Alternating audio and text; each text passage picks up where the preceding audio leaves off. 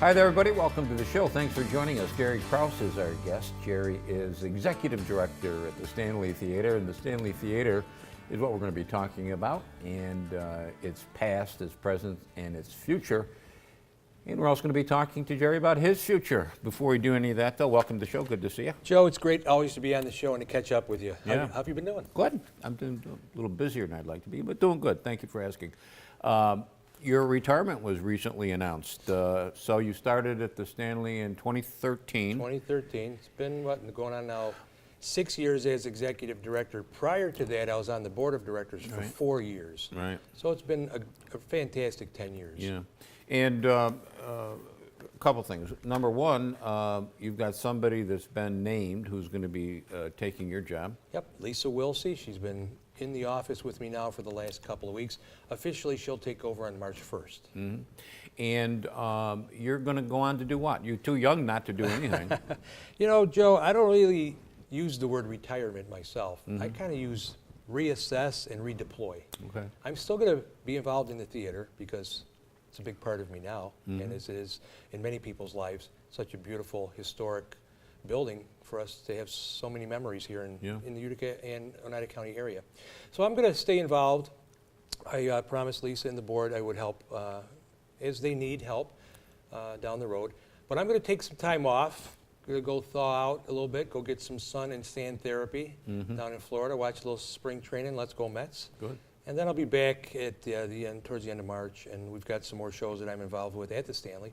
And we're still booking a lot of things for spring and summer and even fall. I would guess, Jerry, given your background, that your involvement in the future with the Stanley would involve booking shows and things like that. Yeah, that's been a part of what I've been doing the last couple of years, and you know, it's an interesting part of how we secure the talent there. Sometimes we go out and get the bands and the acts. Other times it's promoters, outside promoters will bring the acts in and rent the theater from us. So it's very interesting dynamic how that all works. And there was a time when the Stanley did not book any shows, and because they didn't want to be a promoter. It's risky. Yeah. And when you don't have a lot of money, you don't want to take a lot of risks. And we've come a long way in the last 6 years. When I walked in there as the executive director, that was following a year with no director of the theater. So I came in with a lot of challenges ahead of me. Thankfully, I had a great board of directors supporting me and put together a fantastic staff. And onward we went. You know, we pulled the rope in the same direction, and before you knew it, started booking more shows, started making a little bit more money every year, paying off old bills.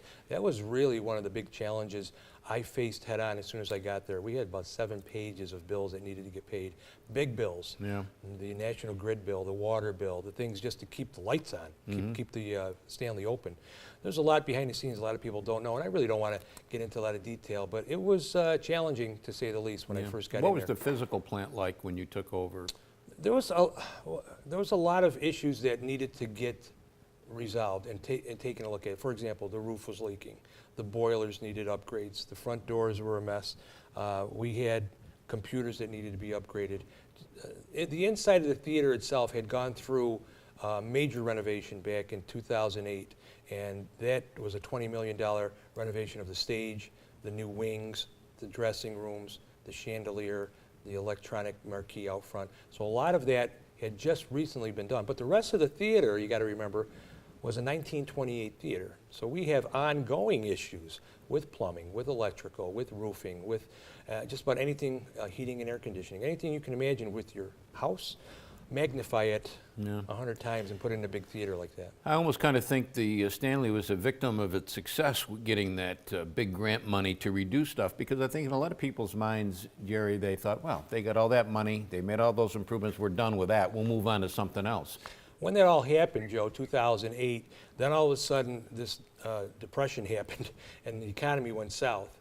And here we go with trying to put acts in, and even though the money was spent on the renovation, we had a lot of competition around us. There's a lot of places booking acts around us. You just have to look up and down the thruway, and you can see, the same acts are being booked that we want to book are being booked at the Turning Stone and over in Albany and in Syracuse and anywhere and everywhere that there was a theater or an outdoor amphitheater or a place to play music. Others were putting bids in as well. So competition is pretty healthy around here for a lot of promoters trying to put shows in, not just the Stanley, but other locations around us. So we had our work cut out for us. You mentioned doors, and I remember, and I don't know what the situation is now, I haven't been down to the Stanley in a little bit, but the doors, you couldn't use some of those front doors, correct? Right. Some of the doors, they just, over time, the hinges were rusting out. The doors themselves were in rough shape, just the visual look of them because of the tarnishing. We have an interesting problem out front. They're gorgeous doors. They're beautiful doors. We just have to always keep them up. It takes a lot of polishing, a lot of elbow grease. We had a grant from Senator Joe Griffo a couple years back to weatherize the front doors. So we took them all out, took them apart, double paned the glass, put all new hinges in, and we put some weather stripping on them. So now they're actually usable and they're weatherized. And we're very happy with that project. The same grant that came in from Senator Griffo also helped us upgrade the boilers, which needed it because those boilers hadn't had updates since the 80s. Our roof also was from the 80s. And I was going to ask you about the roof. We had a recent roof grant that we're working with, again, with Senator Joe Griffo's office to fix the north side of the roof, which is done. And the south side of the roof, we had the windstorm of a couple years ago. It actually tore the roof off. So we fixed all that. So there's still some parts of the roof, the west side and the east side have, still some areas that are old, and we're experiencing some leaks. When we just had the recent thaw, we have a flat part of the roof up there. I opened the door because we had a leak in one of our offices, and it looked like a 12-inch swimming pool was up there. And with this kind of weather, where you got freezing and thawing and raining, we're always keeping an eye on what's happening up there. It's an ongoing issue for us just to make sure that we keep the theater, the condition of all of the electrical, the roofing, the plumbing, keep it all upgraded, because as you and I both know, small problems become big problems in a hurry. Yeah. When we come back, let's talk about some of the things you've got booked into the Stanley upcoming. We do, and I have a gift for you too. Okay, well, we got to get to that then. Jerry Kraus is our guest, Executive Director, Stanley Theater. Short break, right back.